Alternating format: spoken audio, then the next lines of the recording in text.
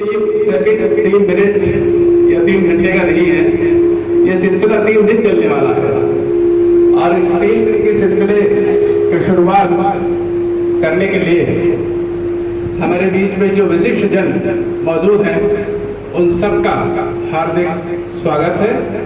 आज का यह आयोजन अपनी संपूर्ण गरिमा के साथ संपन्न हो, भारतीय परंपरा के साथ संपन्न हो, हमारी संस्कृति के मूल तत्वों के साथ संपन्न हो, इस निमित्त मैं आज के इस आयोजन के अध्यक्ष महोदय के नाम की घोषणा करता हूं और घोषणा क्या आप सबको अवगत कराता हूं।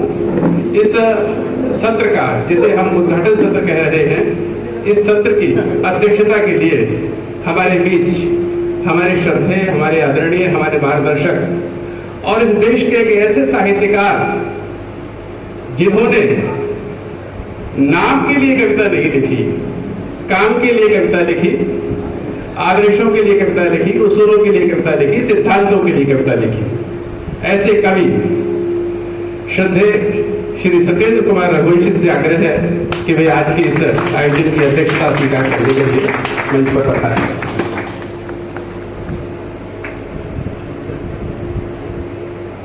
आप कहने जाना चाहें तो आइए।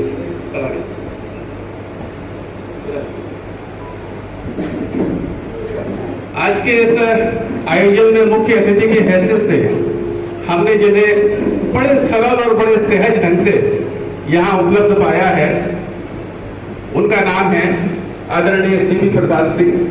सीबी प्रसाद जी मुरैना जिले में अपर कलेक्टर की हैसियत से पदस्थ हैं, लेकिन आपका साहित्यिक रुझान, आपकी साहित्यिक रुचि, आपका साहित्यिक वजूद क्या है, यह बात मुझे डॉक्टर एचपी सिंह के माध्यम से पता चली है।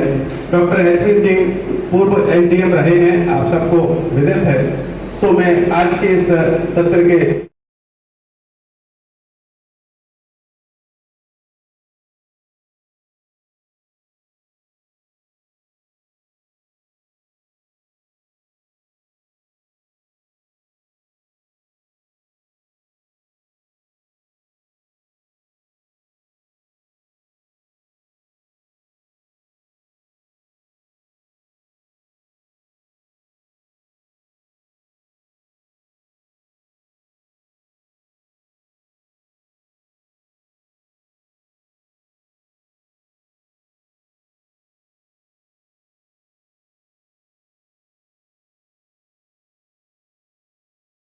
जुड़े हैं। और दूसरी एक बात ये कहती हूँ, 2 लाइन में बोलती हूँ। उत्तुंग हिमालय को छूने की आशा मेरे मन में अवतरित हुई। हाथ फैलाकर आगे मुड़कर देखा तो ईश्वर की छवि अवतरित हुई। आप मुड़कर हाथ फैलाकर देखा तो ईश्वर की छवि अवतरित हुई। चांद, सूरज और हिमालय पीछे खड़े थे मेरे अस्तित्व के, या उन्हीं के हाथों ने मुझे सवारा, पता ही नहीं चला। एक पल में सब मिला या सदियां लगी इस एक पल के लिए। माननीय डॉक्टर देवेंद्र तोमर जी को मैं हर एक के जबान से उनकी स्तुति सुन रही हूँ। हर एक कोई न कोई उनके बारे में कह रहा है, तो वही कहती हूँ कि एक पल शायद उनके जीवन में एक पल में तो नहीं आया होगा, वर्षों की तपस्या होगी, तभी कोई इतना आदर के साथ, सम्मान के साथ बात करता है। मैं महाराष्ट्र में रहती हूँ, मातृभाषा मराठी के आंचल में पला मेरा बचपन, राष्ट्रभाषा हिंदी से मुझको मिली पहचान। मैं भारत के बाहर अनेक जगह पे जा चुकी हूँ, अनेक भाषाओं में मेरा काम चलता है। करीब करीब भारत के बाद जगह पूरे दुनिया में ऐसी 13 भाषा है जहाँ मेरा साहित्य छपा हुआ है। और यही कहती हूँ, मातृभाषा मराठी के आंचल में पला मेरा बचपन, राष्ट्रभाषा हिंदी से मुझको मिली पहचान। अनेक अंतरराष्ट्रीय भाषाओं से मुझे मिलता है सम्मान। अनेक भाषाओं की दौड़ थामे मैं आगे बढ़ रही हूँ। मैं भारत की बेटी, मेरे भारत के लिए एक कदम बढ़ा रही हूँ। धन्यवाद।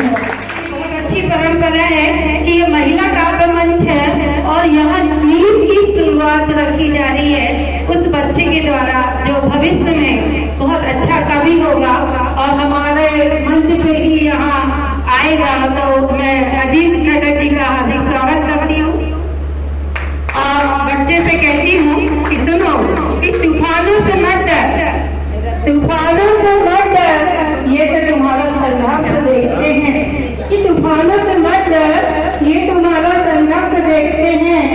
बस हौसले अगर तूफानों में नाव हो तो बेड़ा पार होते हैं। आए हैं तूफान कश्ती माझी को जांचने के लिए, तुम वो जलजले हो, तुम वो हौसले हो जिसको भविष्य याद रखते हैं, जिसको भविष्य में हम याद रखते हैं। और ऐसा बच्चा आज यहाँ प्रस्तुति दे रहा है। मैं चाहूंगी कि आप पहले उसका जोरदार तालियों से स्वागत करें, उसके हौसला अफजाई करें, क्योंकि ये भविष्य का आगे आके अपनी प्रस्तुति देगा। स्वागत। मेरा नाम अजीत खट्टर है।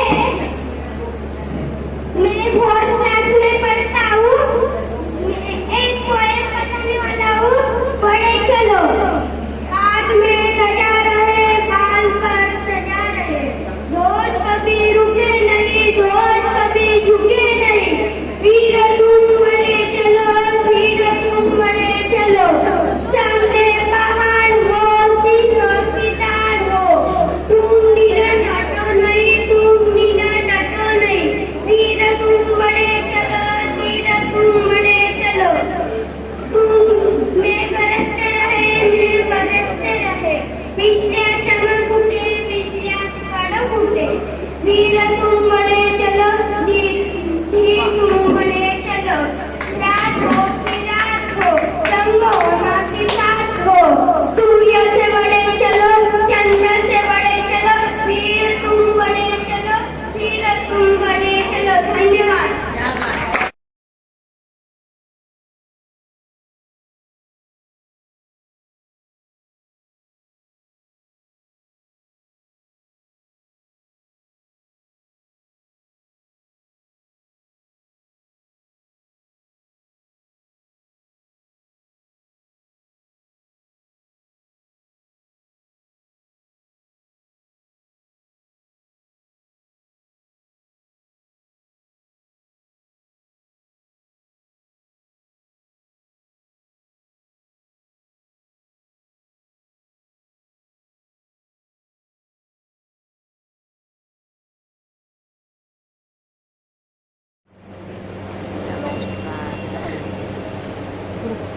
क्या लेना? आप सभी उपस्थित और मंच पर उपस्थित अध्यक्ष माननीय श्री सभी का मैं धन्यवाद ज्ञापन करता हूँ और नहीं ना। ऐसे विश्व स्तर के सम्मेलन के आयोजन के लिए मैं आप सभी को बधाई देना चाहता हूँ, क्योंकि इस सम्मेलन से जो भी सार वस्तु निचोड़ के आएगी वो हम सभी के साहित्य ऊर्जा को कहीं ना कहीं बढ़ावा देने वाली चीज होगी।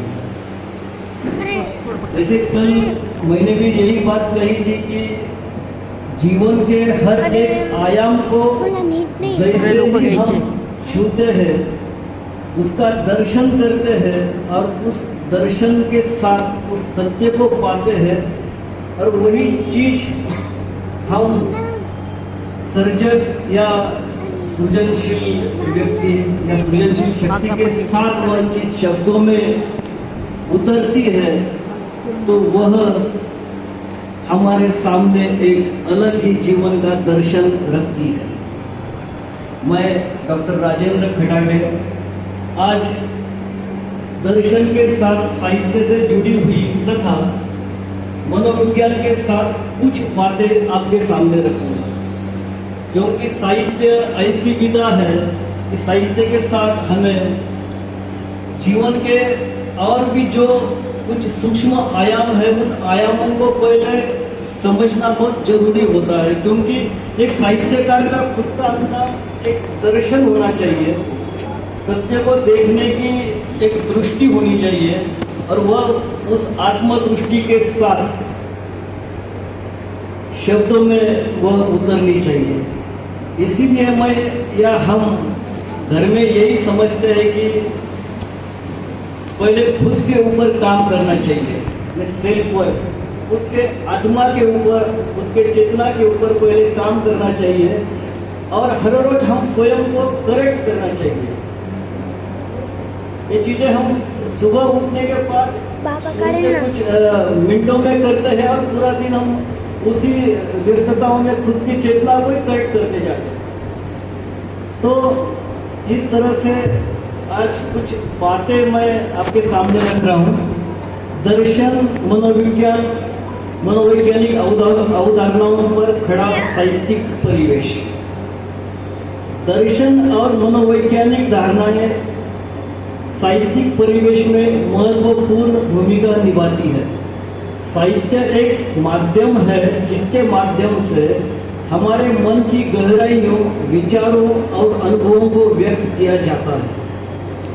दर्शन और मनोवैज्ञानिक अवधारणाएं हमारे दिमागी और या बौद्धिक और मानसिक प्रक्रियाओं को समझने में मदद करती है, और साहित्य के माध्यम से इन अवधारणाओं को अभिव्यक्त किया जा सकता है।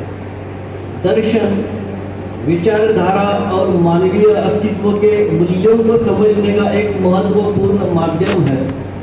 यह मनुष्य के जीवन के महत्वपूर्ण प्रश्नों के बारे में या संदर्भ में सोचने और समझने की क्षमता को विकसित करता है। दार्शनिक विचारधाराएं जीवन के उद्देश्य, धर्म, नैतिकता, सत्य, ज्ञान, स्वर्ग, नरक आदि के विषयों पर विचार करती है। इन विचारधाराओं का साहित्य में व्यक्तित्व, कहानियां, उपन्यास, कविता आदि के माध्यम से और मनोवैज्ञानिक प्रक्रियाओं को समझने में मदद करता है, जिससे हम अपने स्वयं के साथ समझौता कर सकते हैं। पाश्चात्य साहित्य में दर्शन की भूमिका भी महत्वपूर्ण रही है। पाश्चात्य साहित्य में दार्शनिक अवधारणाएं अपनी विशेष विकास पाठशालाओं, दार्शनिक प्रवृत्तियों और दार्शनिक चिंतन के माध्यम से प्रस्तुत होती रही है। यह दार्शनिक अवधारणाएं पूर्वाग्रह, मोरल विचारधाराएं या नैतिकता या नैतिक विचार, मानवीयता, विश्वव्यापी मुद्दों को व्यक्त करने का माध्यम होती है। पाश्चात्य साहित्य में विभिन्न दार्शनिक परंपराएं हैं, जिसमें से कुछ प्रमुख शामिल हैं, जैसे प्लेटोनिज्म, प्लेटोनिज्म की भी एक बड़ी महत्वपूर्ण भूमिका पाश्चात्य साहित्य में रही है। एक बड़ा सिद्धांत प्लेटो के बारे में कहा जाता है कि पूरा जो साहित्य और दर्शन जो है वो सिर्फ प्लेटो की फुटनोट्स के जैसे है।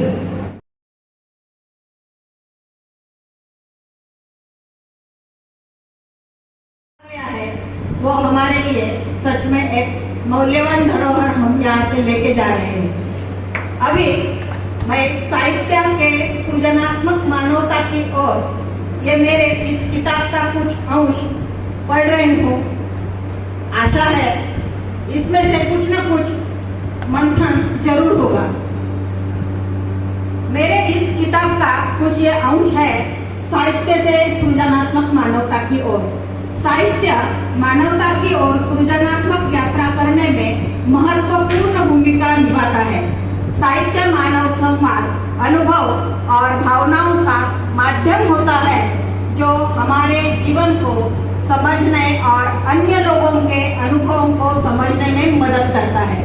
साहित्य के माध्यम से लोग अलग अलग समाज, संस्कृति और विचारों के साथ जुड़ सकते हैं, जिससे समाज में जागरूकता, समझदारी और समरसता की ओर हम कदम बढ़ा सकते हैं। साहित्य के माध्यम से लिखे गए कविताएं, कहानियां, नाटक और नाम फिक्सिंग लोगों को और अपने संबंधों को समरसता और विचारों के प्रति जागरूक कराते हैं। साहित्य के माध्यम से लेखक और कलाकार अपने दृष्टिकोण और विचारों को साझा करते हैं, जिससे सामाजिक बदलाव और मानवता की ओर हम एक कदम बढ़ा सकते हैं। साहित्य सृजनात्मक मानवता की ओर एक महत्वपूर्ण कदम बढ़ाने का एक महत्वपूर्ण माध्यम है। साहित्य मानव भावनाओं, विचारों, अनुभव को व्यक्त करने का एक माध्यम बन चुका है। मानव समाज को समझने और समर्थन करने को मददगार साबित हो सकता है। साहित्य के माध्यम से हम एक दूसरे का दर्द, खुशी, संघर्ष, सपने एक दूसरे को साझा कर सकते हैं, जिससे हमारे दृष्टि में सहयोग और समरसता बढ़ सकती है। साहित्य मानव की गहराई के दर्शन को दर्शाता है। यह एक महत्वपूर्ण भूमिका निभाता है। हमें सभी के साथ मिलकर एक सजीव समाज की दिशा को देने में मदद कर सकता है। साहित्य से सृजनात्मक मानवता की ओर जागरूक किया जा सकता है, क्योंकि साहित्य मानव जीवन के विभिन्न पहलुओं, भावनाओं और अनुभवों का दर्शन ही है। सही साहित्य मानवता की अद्भुतपूर्ण सामाजिक और समृद्ध और संयोग की महत्वपूर्ण मान्यताओं को प्रोत्साहित कर सकता है। साहित्य के माध्यम से हम दूसरों को दर्द और आनंद को समझ सकते हैं। साहित्य सृजनात्मक मानवता की ओर बढ़ने का एक माध्यम हो सकता है। साहित्य मानव अनुभव, भावनाओं और सोच को व्यक्त करने के लिए एक महत्वपूर्ण तरीका हो सकता है और लोगों के बीच सहज, सामाजिक और सहयोग की भावना को बढ़ावा दे सकता है। साहित्य के विभिन्न भाषाओं और संस्कृतियों के माध्यम से विभिन्न जीवन अनुभवों को हम साझा कर सकते हैं, जो मानवता के स्थायी धर्म की भावना को मजबूत करते हैं। साहित्य के माध्यम से हम एक दूसरे को सुधार कर सामाजिक संबंध और मजबूत कर सकते हैं। सृजन और समन्वय की शक्ति साहित्य से ही हमें मिलती है। मनुष्य अनेक रहस्यमय शक्तियां लेकर जन्म लेता है, जीवन जीता है। अपनी इच्छा मुख्यतः मनुष्य को चलायमान रखती है। यह शक्तियां अच्छाइयां और बुराइयों के द्वंद्व में संघर्ष करती है। महत्वपूर्ण बात यह है कि तुम मनुष्य बनने के लिए इच्छाओं के साथ बुराइयों के अच्छाइयों के साथ बुराइयों से कितनी देर तक लड़ सकते हो। फिर से ये बात दोहराती हूँ कि तुम मनुष्य बनने के लिए अच्छाइयों के साथ बुराइयों से कितनी देर तक लड़ सकते हो। इस लड़ाई का अंतिम परिणाम तुम्हें जीवन के अमृत की तरफ धकेल देगा। जीवन का अमृत है अंत प्रेरणा और कल्पना शक्ति, जिसके आधार पर मनुष्य हमेशा ईश्वर होने का ख्वाब देखता है या देखता आ रहा है। इसी शक्तियों के बदौलत मनुष्य ने इस संसार को सृजनशील बनाया है। कल्पना शक्ति को प्रत्यक्ष यथार्थ जगत में आकार दिया है। यथार्थ जगत को मनुष्य ने अद्भुत और रमणीय बनाया है। जीवन के मिथक, दिव्य कथाएं, कहानियां तथा संस्कृति के विकास इसके साक्षी बने हैं। यह जल धाराएं यह जीवन और भाषा के जल प्रताप के साथ बहती है। कल्पना शक्ति के जादुई घोड़ों पर सवार होकर यथार्थ को भी चमत्कार से प्रकाशित करती है। यथार्थ जगत को अदृश्य तथा सूक्ष्म जगत से जोड़ने का कारण यही सृजनात्मकता बनती है। जगत के साथ मनुष्य अपना जीवन सहजता में नहीं जी पाता है। कुछ जटिलताओं का जटिलता भी वो खुद महसूस नहीं कर सकता, तब तक उसे जागृति का एहसास भी नहीं होता। जागरूकता के फूल वेदना के फूल वेदना के कांटों पर खिले ही अच्छे लगते हैं। वेदना के फूलों की सुगंध हवा में तितलियां बनकर उड़ती है तो वो कल्पनाओं की प्रेरणा बनकर वापस लौट आती है। क्या हमने कल्पना की है? एक फ्रॉक था जिसकी माँ उसके बच्चे 5-6 थे और खेल रहे थे। बाहर एक बड़ा आया, काऊ आया। वो फ्रॉक डर गए। वो फ्रॉक घर में घुसे।